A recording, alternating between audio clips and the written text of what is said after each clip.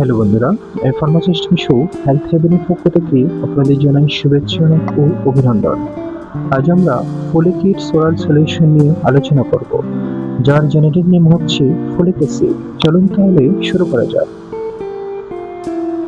Scheme number 1, manufacturer information. এই folic Kids oral solution সিরাপটি প্রস্তুত করে বাংলাদেশি স্বনামধন্য প্রতিষ্ঠান Acme laboratories limited. Scheme number 2, video overview. আজকের ভিডিওতে আমরা জানব এই সিরাপটি শিশুদের কোন সমস্যায় ব্যবহৃত করা হয় এবং সঠিক ডোজ, পার্শ্ব প্রতিক্রিয়া এবং বাজার মূল্য।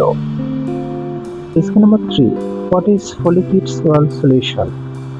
ফোলিক কিডস ওরাল সলিউশনের প্রধান উপাদান হলো ফোলিক অ্যাসিড। প্রতি 1 চামচে রয়েছে 5 milligram folic acid. Scheme number 4, uses of folic kids syrup. এই সিরাপটি শিশুদের ক্ষেত্রে ব্যবহার করা হয় ফোলিক অ্যাসিডের ঘাটতি, মেগালোব্লাস্টিক রক্ত স্বল্পতা, পুষ্টিজনিত রক্ত স্বল্পতা এবং শৈশবকালীন অ্যানিমিয়ার চিকিৎসায়। Scheme number 5, doctor consultation message. তবে মনে রাখবেন, শিশুর রক্ত স্বল্পতার সঠিক কারণ নির্ণয় করে একজন রেজিস্টার্ড চিকিৎসকের পরামর্শ অনুযায়ী এই সিরাপটি ব্যবহার করা উচিত। Scheme number 6, doses information.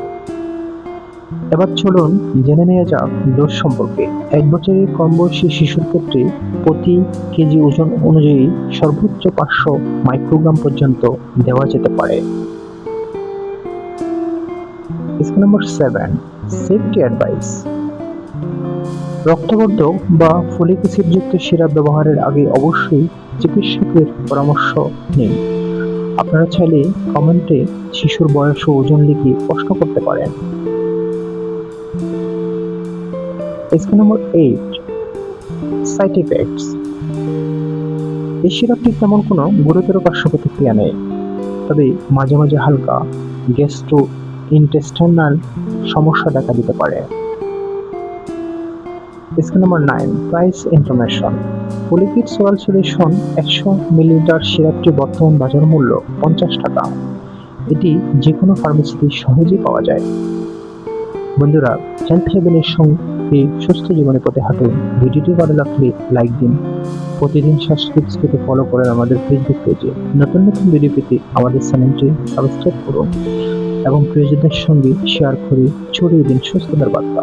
সচেতন থাকুন, সুস্থ থাকুন, কারণ স্বাস্থ্য হচ্ছে আপনার সবচেয়ে বড় সম্পদ। আবার দেখা হবে হেলথ হেভেনে। ধন্যবাদ।